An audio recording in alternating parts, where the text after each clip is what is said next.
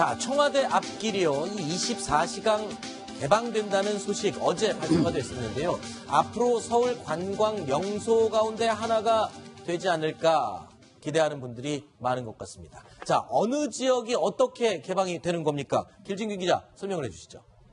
네, 지금 청와대를 보시면 화면이 나오고 있죠. 네. 지금 왼쪽으로 나와 있는 인왕산 분수대 광장부터 쭉 올라가는 길들이 다 지금 가보시면 경찰의 검문을 받고 들어갈 수 있습니다. 네네. 그 자리들을 이제 24시간 개방하겠다는 그런 얘기입니다. 네. 그러니까 지금도 낮에는 갈 수가 있습니다. 네. 낮에 일과 시간에는 이 분수대 광장에서 춘추관 앞까지 이 청와대 정문을 바라볼 수 있는 곳을 지나다닐 수가 있는데 지금까지는 이제 해가 떨어지고 일과 시간이 지나면 이 대략 한 오후 8시 정도로 이렇게 이 시간이 이게 정해져가지고 그 시간이 되면은 이제 어느 누구도 허가받은 차량이 아니면 차량 통행도 안 되고요. 일반인도 거기에서 걸어서 이 청와대 이 정문을 통과할 수 없게 지금은 막았는데 앞으로 이 청와대 앞길을 개방하겠다 이런 방침을 밝힌 겁니다. 네, 이 검문을 전혀 안 하고 이러면 좀 보안상 위험하진 않을까 싶은데 뭐 그거에 대한 최소한의 대비는 돼 있는 겁니까? 그래서 지금 이 경호실에서 열린 경호를 추구하고 있기 때문에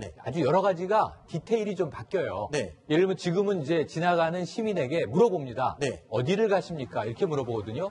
근데 갈 곳은 청와대밖에 없어요. 분수광장하고 두 군데가 답니다, 목적지는. 그런데 앞으로 경호원들이 안녕하십니까? 이렇게 물어본다는 거예요. 그러니까 인사를 하면서 부정적으로 발언하지 않으면서 동향을 감시하겠다, 파악하겠다 이런 의도를 가지고 있는데 지금 더 위험해지는 것 아니냐. 물론 이제 행인들은 많이 늘어날 것 같습니다. 특히 이제 늦은 밤에도 산책 나온 행인들이 있을 수 있습니다. 다만 경호는 보이지 않게 더 강화되겠죠. 네. 자, 이 최영일 시사평론가께서 오늘 함께 하셨는데 제가 인사드리는 걸 깜빡했습니다. 자, 시청자 여러분께 최영일 시사평론가 오랜만에 모습을 보여주셨습니다. 오늘 좋은 말씀 부탁드리겠습니다. 고맙습니다. 네. 자, 그런데 청와대 앞길 24시간 개방이 되긴 하는데 알 건 알고 가야 되겠죠. 어떻게 알고 가야 되는지 저희가 몇 가지 주의사항, 지켜야 할 사항들을 표로 준비해봤습니다. 한번 보시죠. 자, 먼저 가능한 것들과 가능하지 않은 것들 설명을 해주시죠. 가능한 것 먼저 말씀드릴게요. 청와대 배경 사진 촬영은 되는 것이고 어느 각도에서나 다 가능한 그렇죠. 겁니다. 심야 산책도 되고 야간 데이트도 됩니다. 요거는 주로 이제 세 가지가 다 한꺼번에 할 수 있는 거네요. 경험이신가요? 모르겠습니다. 안 되는 거를 말씀드릴게요. 드론 촬영 안 되고 경비 초소 촬영 안 되고 과속 안 됩니다. 제한속도 시속 40km 하는데 딱 보면 뭐가 안 되는 것 같습니까? 청와대 보안.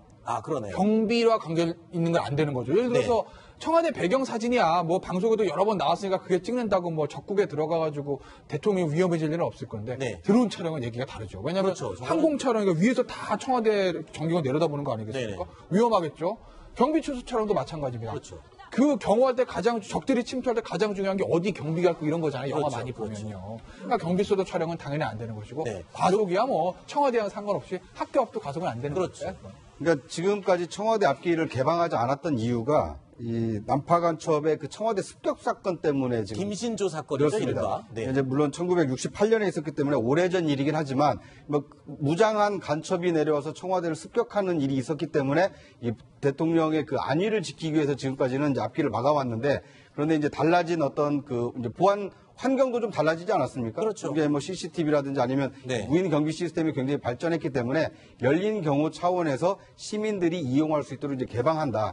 이런 차원이기 때문에 개방은 하되 보안에 있어서 위협이 될 만한 요소는 철저하게 막는다. 이런 점을 좀 유의하실 필요가 있습니다. 그런데 이 역대 대통령들이 청와대를 개방하기 위한 노력이 계속 있었다면서요. 과거에도 대통령들이 좀 열어주고 개방하고 하려는 노력들, 어떤 노력들이 있었나요? 그렇습니다. 특히 김영삼 전 대통령 때 그런 시도가 많이 있었습니다. 김영삼 전 대통령 역시 YS 차림으로 수석회의를 하고 왜냐하면 군사정권 이후에 최초의 문민정부를 추진하지 않았습니까?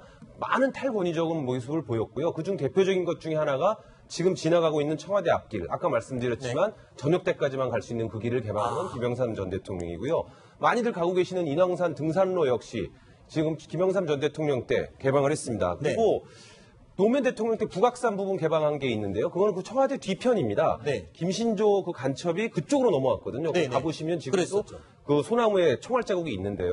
그 부분을 이제 노무현 전 대통령 개방을 했고요. 근데 막상 개방할 때 보니까요. 김영삼 전 대통령이 청와대를 들어가 보니까 그 앞에 있었던 전 대통령들이 청와대 안에서 골프를 치고 있었다는 겁니다. 네네네. 그래서 뭐 골프로 퍼팅 연습도 하고 거기 뭐 헬기 자광 연결된 곳에서는 이렇게 모래도 쌓아서 벙커 샷 연습도 하고 그러다 보니 이 친 골프공이 밖으로 나가서 뭐 경비초소로 날아가서 군인들이 다시 집어서 경호원들이 다시 집어서 회수하고 이런 일들이 벌어지니까 김영삼 전 대통령이 경로를 하면서 당장 다 없애라. 이래가지고 그때 유명했던 녹지원의 골프 연습장이 없어지고 거기가 이제 조깅 트랙으로 바뀌어서 김영삼 전 대통령이 이제 조깅을 하기 시작을 하죠. 그 하나 좀 첨부를 하자면요. 김대중 대통령 때는 이제 경내 관람을 시작을 했습니다. 그러니까 일반인들이 춘추관을 통해서 옆문으로 들어가서 녹지원을 거쳐서 상춘제를 거쳐서 앞에 이제 본관 앞에서 기념 촬영을 하고 이제 영빈관 쪽으로 빠져나오는 그러니까 어떻게 보면 이제 청와대 경내를 이렇게 그 종으로 횡단하는 이런 그 경내 관람을 이제 시작을 했었고요. 노무현 전 대통령 때는 그 경내 관람을 상당히 활성화했습니다. 그래서 지방에 있는 뭐 초등학생이라든지 이런 학생들이 서울로 수학여행을 왔을 때 이 청와대 관람 코스가 필수 코스일 만큼 그러니까 그 청와대 경내를 개방하기 위해서 역대 대통령들이 상당히 좀 노력을 했습니다. 그랬다가 이명박 대통령, 박근혜 대통령 시절을 거치면서 이제 조금 이렇게 위축이 됐었는데 이번에 문재인 대통령 시대를 맞아서 하루 24시간 그 앞길을 이제 개방한다. 어떻게 보면 이제 열린 경우에 이 상징적인 조치다 이렇게 볼 수 있을 것 같습니다. 근데 그 청와대 안에 있던 골프장 지금은 없어졌지만 아니 골프가 무슨 골프공이 야구공도 아니고 그걸 다시 주소라고 그러는 걸 시켰는지 좀 이해할 수가 없네. 그때 시대에나 있었던 그런 일인 것 같습니다. 그런데 이 청와대 내부 이야기를 잠깐 해봤는데요. 그 앞길, 청와대 앞길 이번에 24시간 개방된 앞길로 좀 밖으로 나와 보면요 상황이 좀 달라집니다. 이 근처에 지금 농성 천막들이 생기기 시작했다고요? 구자홍 차장. 어떤 천막들입니까? 그 22일이죠. 그 민주노총 소속 투쟁사업장 공동투쟁단, 투쟁단, 이른바 이 공동투쟁단에서 이렇게 농성 그늘막을 설치를 했는데요. 그 설치 장소가 이 청와대 경내, 그러니까 청와대를 출입하기 위한 그 바리케이트가 쳐져 있는 곳으로부터 불과 이 100m만 떨어져 있었기 때문에 이 해당 관청인 종로구청에서는 이 도로법상 불법 시설물이다. 시민 통행의 불편을 초래하기 때문에 철거해라라고 이제 요구를 했고요. 그에 반해서 이제 공동투쟁단 측에서는 이 사방에 뚫려 있기 때문에 통행에 불편을 주지 않는다. 그리고 집회를 신고를 했고 이 경찰과 협의한 후에 통행로를 마련하겠다라고 하면서 지금 그 대치하고 있는 상황인데요. 어떻게 보면 청와대 앞길을 개방하는 것은 그 이용하려는 시민들에게 굉장히 반길만한 일이지만 어떤 일부 이제 그 시민단체라든지 아니면 어떤 운동단체에서 저렇게 점거를 하게 되면 이용하려는 시민들에게 이제 불편을 초래할 수 있기 때문에 어떻게 보면 개방에 따른 부작용이 우려되고 있는 상황이다. 이런 얘기가 나오고 있습니다. 일단은 뭐 이 요구사항을 좀 더 전하기 위해서 그런 이제 하는 행동들인데 다 같이 사용하는 공간이기 때문에 거기에 만약에 천막으로 점거를 한다면 그럼 조금 불편함이 없지 않겠어요. 이걸 뭐 법적인 잣대를 들이대면은 치울 수도 있는 거 아닌가요? 지금 저 법적으로 들이댈 수 있는 건 적어요. 집시법을 들이댈 수 있는 건 아니고 지금 시위도 1인 시위 형태고 그리고 100m 넘었기 때문에 그 집시법을 적용할 수 있는 것도 아닌데 집회를 한다 하더라도 도로법상 결국 불법 시스템은 저 얘기거든요. 저는 이거를요. 저 공동투쟁단 측에서 문재인 대통령이 그동안 안 하던 청와대 앞 개방을 왜 했는지 그 취지를 한번 생각해 볼 필요 있을 것 같아요. 열린 청와대를 지금 추구하고 있잖아요. 그런 서울 시민들 또는 전국에 있는 국민들이 와서 대통령과의 거리를 좀 줄이겠다. 미국 보면 백악관 앞에다 개방하지 않습니까? 그렇죠. 그렇게 열어놓은 거지. 뭐 본인들의 의견을 전달하고 싶은데 욕구는 뭐 이해는 하지만 그거 하라고 대통령 만들어 놓은 건 아니거든요. 그러니까 저게 아마 종로구에서도 대통령 뜻이 잘 뭔지 모르니까 저걸 철거해야 되나 뭐 어때나 굉장히 좀 주저주저 하고 있을 것 같은데 저는 뭐 이참에 저 부분에 대한 것들은 좀 청와대도 좀 정리해줬으면 바람이 있어요. 진짜 왜 대통령이 그 앞을 개방했는지 취지를 우리가 이해해야죠. 좋게 받아들이죠, 왜? 그러니까 열린 청와대 정책을 저렇게 이제 천막을 쳐서 그 장소를 점거하게 되면 이제 악용하게 되는 것이 되는 거고요.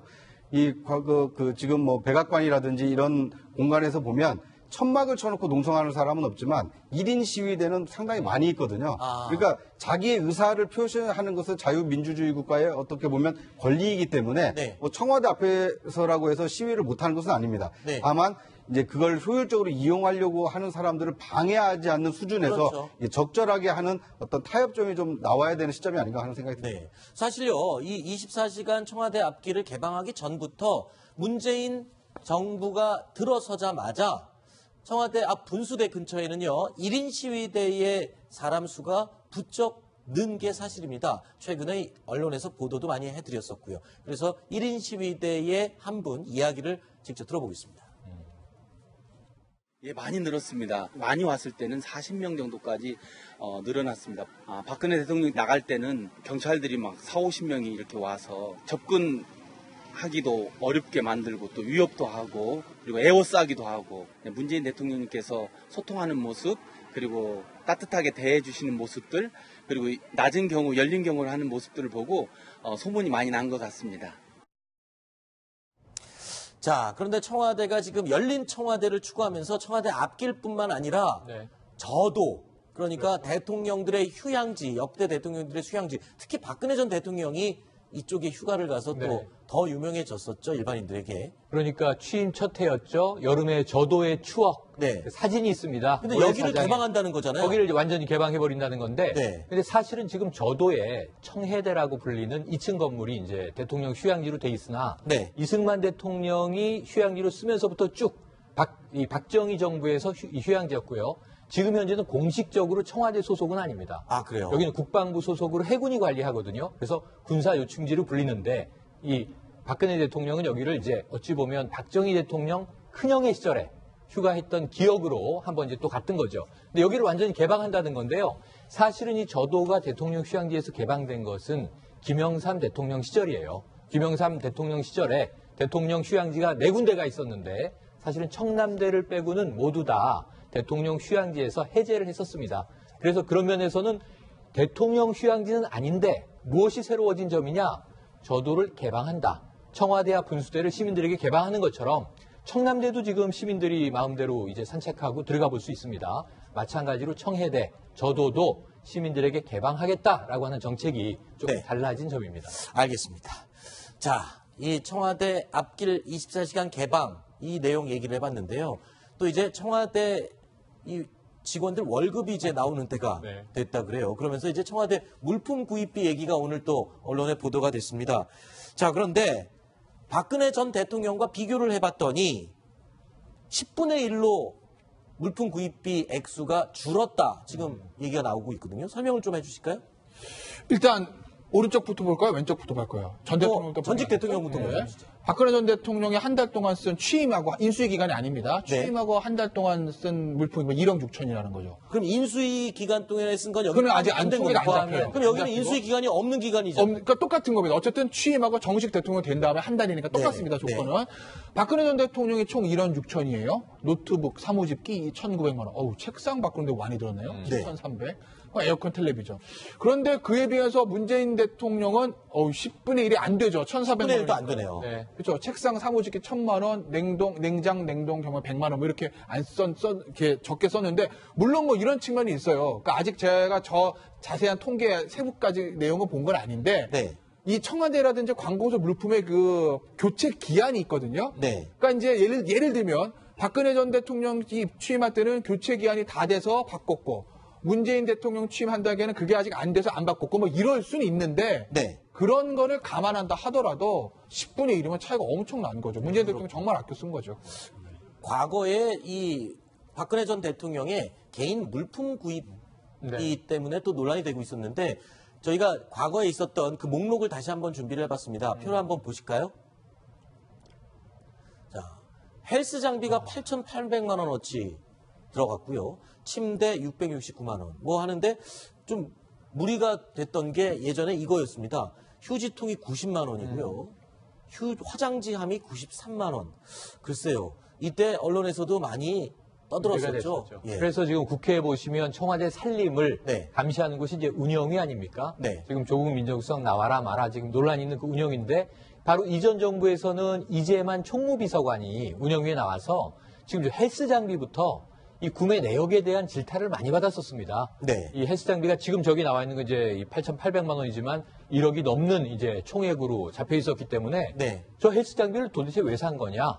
직원을 위해서 산 거다. 이렇게 이제 해명을 했었는데 정작 직원들은 제대로 헬스 장비를 이용하지 못한다. 직원들은 또 헬스장이 따로 있잖아요. 따로 있고요. 따로 체력 단련실이 따로 있거든요. 그래서 이런 문제에 대해서 이 야당 의원들하고 공방이 많이 벌어졌었던 기억이 나네요. 그러니까 이제 헬스 장비도 뭐 8,800만 원이지만 저 헬스 장비를 쓰기 위한 사람도 채용하지 않았습니까? 그렇죠. 운전추 행정관이 네. 어떻게 보면 이제 헬스 트레이너 전문가인데 네. 이 박근혜 대통령 한 사람을 위해서 채용된 거 아니냐 네. 이런 것이 좀 논란이 되기도 했었죠.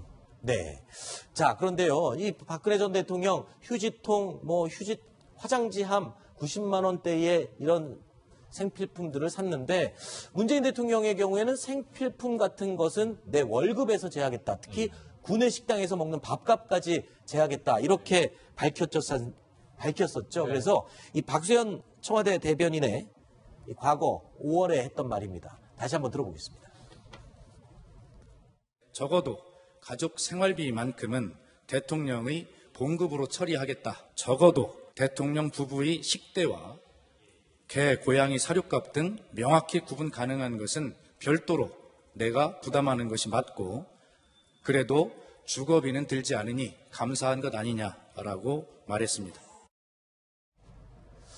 자, 개인 용도로 사용하는 액수는 다 월급에서 제한다 그랬으니까 요번에 문재인 대통령이 받는 첫 월급 역대 대통령 중에 가장 적게 받겠네요. 그런 거 아닙니까? 이론적으로는? 그렇습니다. 지금 2017년 1월에 정부에서 발표한 공무원 연봉표를 보면은요. 네. 대통령의 연봉은 2억 1천만 원이 조금 넘습니다. 네. 그러니까 한 달로 나누면 한 1,500만 원 가량 될 수 있는데요. 네. 근데 이제 문재인 대통령은 들어가면서 이제 제가 개인적으로 먹는 음식값 이런 거 다 제하겠다. 그랬잖아요. 그걸 이제 월급에서 제하고 받는 시스템으로 만들어놨답니다.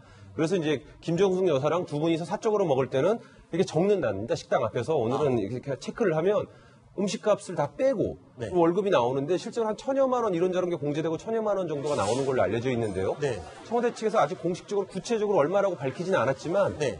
상당히 많이 깎였다.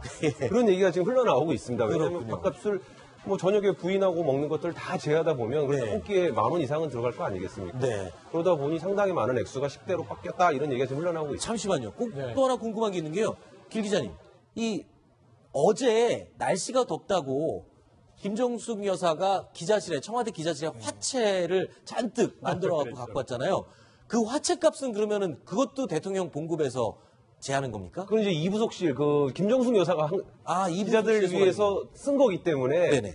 소위 얘기하는 이부속실에도 물론 특수활동비 이런 게 있거든요. 네. 그런 걸로 처리했는지, 김정숙 여사가 개인 사비로 했는지는 모르겠습니다만, 네. 그건 김정숙 여사 기자들 얘기했고요. 또 한 가지 재미있는 것은 김정숙 여사가 워낙 요리를 잘하지 않습니까? 네네. 그리고 청와대 경내에 과일이 열린 나무들이 쫙 있답니다. 네. 그래서 김정숙 여사가 저것도 화채 재료로 넣어야 되겠다 라고 해서 알아봤는데 거기 이제 농약을 뿌려놔서 정말 쓸 수가 없다. 이래가지고 그냥 수박 화채로 대체했다고 네. 들었습니다. 그런데 원래 지난달 기사예요. 네. 자, 5월 10일에 대통령 취임을 했기 때문에 네. 5월 25일에 첫 월급이 나왔을 텐데 네. 대통령은 온 한 달치 월급은 아니었겠죠. 그렇죠. 이제 이번 6월에 처음으로 이제 이번에 제대로 이제 된 제대로 월급을 받는 첫 건데 달치. 예. 청와대 이제 늘공들, 네. 늘상 공무원들을 하고 계셨던 분들은 네. 매월 받던 급여를 받았는데 줄었다는 거예요. 그건 왜 그런 거예요? 왜 줄었느냐 했더니 특수활동비를 네. 수당처럼 급여일에 같이 지급을 했다는 겁니다. 그러니까 이게 수당이나 용돈처럼 특수활동비를 지급해 왔는데 문재인 대통령이 특수활동비 줄이겠다 그랬었죠. 그랬죠. 그래서 42% 줄이고 53억을 줄였는데 네. 그것이 청와대의 직원들에게 반영돼 있던 부분들이 빠졌다고 하는 거예요. 네. 그래서 청와대에 근무하는 직원들의 월급도 줄었다. 실수령액이 줄은 효과가 난다는 거죠. 그거 줄여서 일자리 공약에 쓰겠다고 그러지 않았나요? 네, 그렇게 한다고 했죠. 그리고 네. 말씀하신 대로 늘공, 다시 말해서 정부에서 파견된 공무원입니다. 네. 청와대 직원이 한 400여 명 되는데요. 네. 그중에 한 300여 명이 이전에 있던 사람들이고요. 네. 한 100여 명이 어공이라고 하죠. 어쩌다 정치에서 있다가 갑자기 같이 들어가신 분들인데 그런 비서관 행정관들은 아직 임명이 안 됐습니다. 그렇죠. 이 신원 조회 기간이 상당히 걸리기 때문에요. 이 사람들은 일을 하고 있지만 아직 임명이 안 됐기 때문에 월급이 안 나옵니다. 그래요? 그래서 지금 지난달에도 못 받았고 제가 오늘도 확인해 봤더니 아직도 못 받았다 오늘도. 그래서 이 사람들에 대해서는 지금 현재 청와대에서 일당 개념으로 자문료 개념으로 네. 얼마씩 하루에 얼마씩 계산해서 월급만큼은 안 되지만 소정의 비용을 교통비도 하고 식비도 해야 되기 때문에 그렇군요. 지급하고 있다고 합니다. 요거는 처음 알았네요, 진짜. 특수활동비도 줄였지만 보통 이제 정권이 바뀌면 그 전에 청와대에서 근무했던 직원들에게는 보통 3개월 정도의 월급을 지급을 했었거든요. 네. 그런데 문재인 대통령이 왜 3개월이나 지급하느냐. 네. 한 달만 주고 더 이상 주지 마라 이렇게 얘기를 했거든요. 네. 그래서 이제 2달치 월급을 줄이게 됐는데 네. 그런데 방금 길 차장이 얘기한 것처럼 청와대에 새롭게 들어가는 어떤 행정관이나 비서관들은 신원조회 기간 동안에는 월급이 지급되지 않기 때문에 그래도 보통 길면 2달 정도가 걸리거든요. 그래서 그 2달 동안 받지 못했던 월급을 이 청와대를 그만두고 나서도 보통 이제 2달이나 석 달 정도 월급을 주면서 이제 보전을 해줬던 건데 이 보전해줬던 것을 갑자기 일시에 깎이게 되니까 사실 이번에 한 달만 받고 2달치를 못 받게 되는 사람들은 과거에 받지 못한 월급을 떼이게 되는 셈입니다. 네. 그렇기 때문에 역대 정부에 있었던 분들은 조금 이건 너무한 거 아니냐 이제 이런 비판의 목소리를 내기도 하고 있습니다. 네, 봉급을 떼인다는 표현은 좀 그러네요. 이거 받지 못하는 거죠. 뭐 청와대가 봉급을 떼먹겠습니까? 네. 그런데 지금 생활비를 문재인 대통령이 이제 빼잖아요. 생필품 비용, 부식 비용들을 이제 빼고 수령을 한다고 해서 그렇게 작아졌는데 그래도 우리나라 대통령의 연봉이 세계적으로 비교해보면 작은 편은 아니에요. 그래서 저희가 표로 준비했습니다. 한번 보실까요? 보시는 대로 1위가 미국의 트럼프 대통령인데 연봉이 4억 5천만 원 정도 됩니다. 근데 부동의 1위예요. 2위로 내려오면 캐나다의 트리도 아주 젊은 총리인데 2억 9천만 원 정도가 되고요. 그리고 메르켈과 일본의 아베 총리가 동급입니다. 똑같습니다. 2억 7천만 원 정도를 수령하고요. 이상하게도 5위가 남아공 주마 대통령이 들어있는데 2억 3천만 원. 그리고 우리나라와 비교하면 이 프랑스의 마크롱 대통령, 신임 대통령이죠. 비슷한데 조금 많습니다. 2억 2천만 원. 우리나라가 2억 1,200만 원. 그런데 놀라운 점은 제일 마지막에 보세요. 중국보다 많이 받네요. 시진핑 국가주석이 연봉이 2,300만 원이에요. 연봉이. 그 대신 막대한 권력을 가지고 여러 가지 여긴 또 공산주의 체제 아닙니까? 그렇죠. 그러니까 이제 연봉 개념이 우리와 다르게 특수활동비라고 할 수는 없겠지만 거의 모든 생활과 관련된 또 직무와 관련된 비용을 국가가 부담하는 것으로 이해할 수 있겠습니다. 우리 대한민국의 대통령이 중국의 시진핑 주석보다 10배의 연봉을 가진 거군요. 네, 알겠습니다.